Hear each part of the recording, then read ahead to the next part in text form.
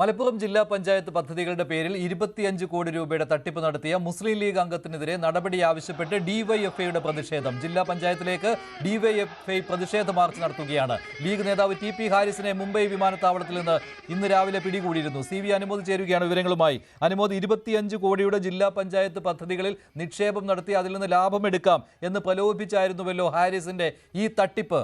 ഇതിപ്പോൾ പുറത്തു വന്നിരിക്കുകയാണല്ലോ. ലീഗ് നേതാക്കൾക്ക് കൂടി ഇതിൽ പങ്കുണ്ട്. ഇതാണല്ലോ ഡിവൈഎഫ്ഐയുടെ പ്രതിഷേധത്തിന് കാരണം. എന്താണിപ്പോൾ അവിടെ കാണാൻ കഴിയുന്നത്? ഹാരിസിനെ മലപ്പുറത്തേക്ക് കൊണ്ടുവന്നിട്ടുണ്ടോ?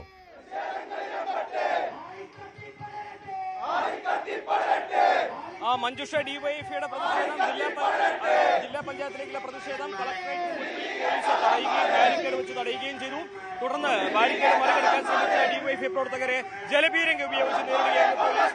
ഒരുപാട് തവണ ജലപീരങ്കി പ്രയോഗിക്കുന്ന സാഹചര്യം വലിയ പ്രതിഷേധത്തിലേക്ക് നീങ്ങുകയായിരുന്നു. തുടർന്ന് ഇപ്പോൾ മുദ്രാവാക്യം വിളിച്ച് കളക്ടറേറ്റ് മുമ്പിൽ കുത്തിയിരുന്ന് ഡിവൈഎഫ്ഐയുടെ പ്രതിഷേധം തുടരുകയാണ്.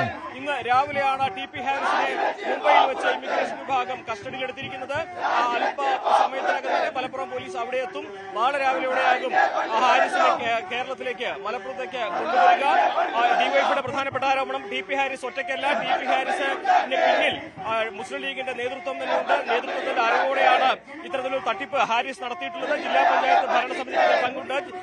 പ്രത്യേകിച്ച് പോലീസ് എഫ്ഐആർ ഇട്ടപ്പോൾ അത് ജില്ലാ പഞ്ചായത്ത് സെക്രട്ടറി അടക്കം പ്രതി ചേർത്തുകൊണ്ടാണ് പോലീസിന്റെ എഫ്ഐആർ ഉള്ളത്. അതുകൊണ്ട് തന്നെ നേതൃത്വത്തിന്റെ അറിവോടെയാണ് ഈ ടി.പി. ഹാരിസിന്റെ തട്ടിപ്പെന്നാണ് ഡിവൈഎഫ്ഐയുടെ ആക്ഷേപം. അത് ഉന്നയിച്ചുകൊണ്ടാണ് ഇപ്പോൾ ഡിവൈഎഫ്ഐ ജില്ലാ പഞ്ചായത്ത് ഓഫീസിലേക്ക് പ്രതിഷേധ പ്രകടനം നടത്തിയിട്ടുള്ളത്. ഇപ്പോൾ കളക്ടറേറ്റിന് മുൻപിൽ, ജില്ലാ പഞ്ചായത്ത് ഓഫീസിന് മുൻപിൽ പോലീസ് ബാരിക്കേഡ് തീർത്ത് ഗേറ്റ് അടച്ച് പ്രതിഷേധത്തെ തടഞ്ഞിരിക്കുകയാണ്.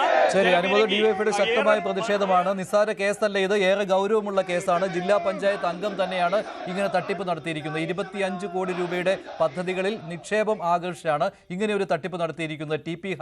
ഹാരിസിനെ വിശദമായി ചോദ്യം ചെയ്യുവാനുള്ള ശ്രമത്തിലാണ് ഇപ്പോൾ അന്വേഷണ സംഘം.